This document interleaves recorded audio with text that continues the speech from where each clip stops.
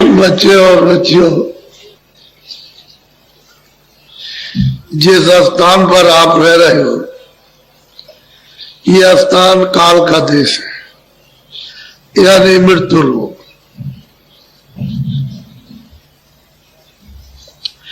यह आपका घर नहीं है, आपका देश नहीं है, आप यहां रह नहीं सकते हो।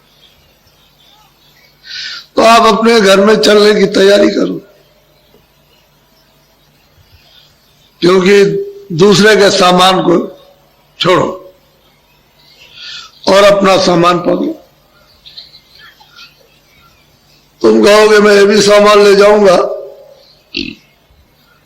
तो ये सामान वहां जाएगा नहीं। ये जो भी सामान है सब कूड़ा कचरा है, इसमें कुछ नहीं की और सामान वहां है नहीं।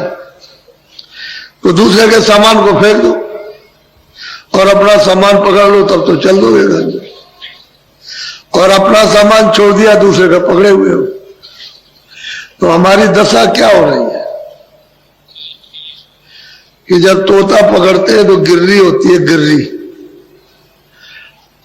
ऐसे उसको लगा देते, तो धीरे से उसको ले जाते हैं, डाल के पास में उसको पहुंचा दिया जहां तोता बैठता है। बस धीरे से उसने एक पैर उठाया और इस गिर्री को पकड़ लिया, बस वो झूल गया, एकदम लटक गया और गुर्री घूम गई। तो उसको क्या भ्रम होता है कि हमको पकड़ लिया। जो गिर्री घूम गई उसने नहीं पकड़ा, वो ऐसे आप पकड़े हुए अपने पंजे से ऐसे और छोड़ नहीं रहा। तो उसको भ्रम हो गया कि हमको पकड़ लिया इसने, तो धीरे से उतार के ले आएगा तोता पकड़।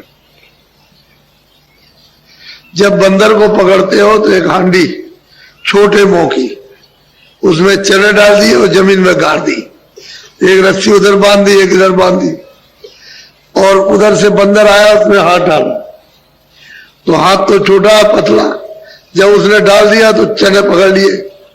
और बंदर को चने से बहुत मोह होता है, ऐसे पकड़ लिया तो मुट्ठी फैल गई। अब वो क्या समझता है कि हमको इसने पकड़ लिया, इस हांडी ने हमको पकड़ लिया, तो चींची करता है। ठीक यही दशा अपने लोगों की है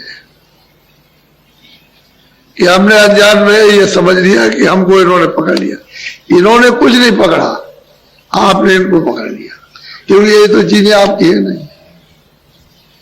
परदेश है, परदेश की चीजें, अपना देश होता, अपनी चीजें होती तब तो ठीक था। लेकिन पराये देश में आकर के पराई चीजों को पकड़कर, और अब मतलब ये उसको झूल रहे हो और छोड़ नहीं रहे हो। तो महात्मा कहते हैं भाई ये तो परदेश है, अपना देश अपने देश में, चलो अपने घर में। उसमें चलने के लिए तुम दरवाजे पर बैठे हुए हो, उसके साथ सामान को पटको और अपना साथ सामान पकड़ो, तो चल पड़ो घर की तरफ में। अब तुम ये छोड़ोगे नहीं तो उसका छेद तो बहुत छोटा है, सुई होती है उसके 1000 यानी छेद किए जाओ, उससे भी छोटा है। तो उसमें ये कैसे सूख जा सकता है? ये संसार सूख है, ये उसमें नहीं जाएगा। अगर बारीक हो जाओ तो चले जाओ छेद, तो सामान फेंक दो तो बारीक हो जाओगे, उसके छेद में चले जाओगे, निकल जाओ। तो जीवात्मा दोनों आंखों के मध्य भाग में बैठी है, ये मध्य भाग है, ये सेंटर है, ये दरमियान है, इसमें जीवात्मा बैठी, शरीर में नहीं है। ये नाक है, ये मुंह है, गला है, सीना, ये नाभि है, इंद्रिय द्वार, इधर कुछ नहीं, यहां से नीचे कुछ नहीं है। वो तो आकाश तो यहीं तक है। ये जब दो आंखों से देखते हो, जब आंख खोलते हो तो समझते हो ऊपर आकाश है, आंख बंद कर लो तो ये आकाश यही है बस। ये दोनों आंखें, ये दोनों नीचे है, ये दोनों नीचे, दोनों नाक नीचे है, इस आकाश के ऊपर में बैठी हुई है वो जीवात्मा, ऊपर है। उस जीवात्मा में एक आंख है और शरीर में 2 आंखें। उस जीवात्मा में एक नाक है और शरीर में 2 नाक। उस जीवात्मा में एक कान है और शरीर में 2 कान। तो कितने कान हुए? 3 कान हो गए। अब यह है कि 3 कान है, 3 आंख है, 3, ये तो मोटी चीज है। ये तो ऐसी पराविद्या थी सनातन कि सब लोग उसको जल्दी से यानी जैसे ही जन्म लिया वैसे ही सीख लेते थे। अब इस पराविद्या को सिखाने के लिए कितनी मेहनत, क्यों ऐसी मेहनत पड़ती है कि जब आए थे पैदा हुए तुरंत, तो तुमने उस रामायण को नहीं सुना कि जब तुरंत अपनी विद्या को पकड़ लिए, देखने लगी, जैसे ही बाहर मां के गर्भ से आए वैसे सामने उस विद्या को पकड़े हुए थे। तो कहते हैं कि भाई उस समय पर तो तुम्हारी उम्र 1,00,000 बरस की थी, इस शरीर की उम्र उस समय 1,00,000 बरस की थी। जब जीवात्मा लाई गई यहाँ और इस मनुष्य रूपी मंदिर में ये बैठाई गई तो इसकी उम्र थी 1,00,000 बरस की। तो 1,00,000 बरस की बच्चा जब पैदा हुआ मां के पेट से, तो जीवात्मा को जब 5वें महीना लगा तो जीवात्मा को यहां बैठा दिया, क्योंकि उसने पहले खोल बनाया। ये रचना का पूरा विवरण आपको तो पता नहीं, आपको तो मालूम नहीं, किसी से आपने सुना नहीं, समझा नहीं, कुछ देखा नहीं, कुछ किया नहीं, तो आपको क्या पता चलेगा। सही सच्ची बात है कि जीवात्मा किस तरह से है ये भी नहीं मालूम, और जीवात्मा है क्या ये भी आपको नहीं पता, और वो जीवात्मा कैसे जाएगी वो भी नहीं मालूम। तो सब भूल भाल करके तो सब खत्म।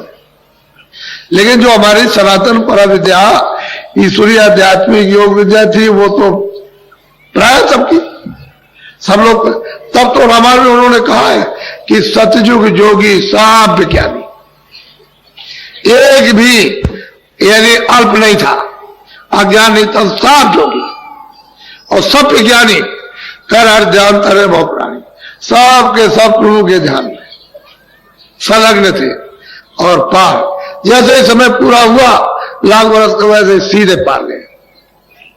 उसी को कहते हैं भवसागर नदी से पार जाओ। अब वो तो मतलब ये है कि जब उसके देश का विधान बन गया और आपको उसका अधिकार दे दिया कि देखो मेरे देश का ये विधान है, उसने बना दिया और तुमको मैं पूरा अधिकार देता हूं, तो विधान बना। ऐसे तो विधान बनाया नहीं। जब 1,00,000 बरस की आयु पूरी हुई तो ये जीवात्मा सब वापस गई, क्योंकि कोई चौकी पहरा रोक टोक कुछ बंधन तो था नहीं उस समय, कोई पाप नहीं पुण्य नहीं, अच्छा नहीं बुरा नहीं, ये कुछ नहीं था, कोई किसी तरह की गंदगी थी नहीं। तो ये जीवात्मा 1,00,000 बरस पूरा क्यों वापस गई। तो इस तरह की अनगिनती खेपें यहां आकर के वापस चली गई। लेकिन जब देखा कि सभी चली जाएगी और यहां कुछ नहीं रहेगा, तब फिर उन्होंने ये बंधन लगाया। तो ऐसे बंधन नहीं लगा, बंधन लगाने में बहुत समय लगा। अपनी शक्तियां पैदा करेंगे, उनसे तपस्या कराएंगे, फिर उनको अपना हुक्म देंगे, उसके बाद फिर वो मतलब विधान बनेगा, विधान बनाने के बाद फिर सुनाया जाएगा, सुनाने के बाद तब आपको अधिकार बताया जाएगा। तो समय लगा बहुत समय, 20,000 बरस तो तप में लग गए। उसके बाद में उन्होंने हुक्म दिया तो फिर विधान बना। जब समाधि लगाई तो देववाणी हुई ईश्वर की कि हम जो बोले सो लिख दो। तो जो जो बोलते गए वो लिखते चले गए। उस समय पर तो कोई कागज नहीं था इस तरह का, तो पेड़ों की छाल निकाल करके उसी में लिख दिया। उसी को 4 वेद कहते हैं। पूरा का पूरा विधान, रोगी का, कोड़ी का, लूले का, लंगड़े का, अंधे का, बहरे का, अमीर का, गरीब का, निर्धन का, धनी का, राजा का, रैयत का, रूप का, कुरूप का, ये सब 4 खानों का, 84 लक्ष्योनियों का, नरकों का, स्वर्ग का, वैकुंठ का, सब बन गया। और आपको बता दिया, सुनाया कि भाई देखो बता दूं कि विधान बन गया है, सबको अधिकार दिया जाएगा। तो सबको सुनाया, तिथि ताली रख दी। और अधिकार क्या, 2 चीजें थी, एक तो पाप था, एक पुण्य था, एक अच्छा एक बुरा। उन्होंने कहा देखो ये अच्छा ही बुरा, तुम सत्य बोलो असत्य बोलो तुम्हारी मर्जी, आंखों से अच्छा देखो बुरा देखो तुम्हारी मर्जी, कान से अच्छा सुनो बुरा सुनो तुम्हारी मर्जी, बुद्धि से अच्छा विचार करो बुरा करो तो तुम्हारी इच्छा की बात। हमारी तरफ से पाप पुण्य में कोई भी रोक टोक नहीं है कि ये मत करो ये करो, ना हम पुण्य में रोकेंगे ना पाप में रोकेंगे। तो आपको पूरा अधिकार मृतलोक में दे दिया। इतना अधिकार दिया ईश्वर के पास, यानी गांठ के पास, खुदा के पास भी अधिकार नहीं है जो आपको मृतलोक में उसने अधिकार दिया। अब इतना अधिकार दे दिया और आपको मतलब ये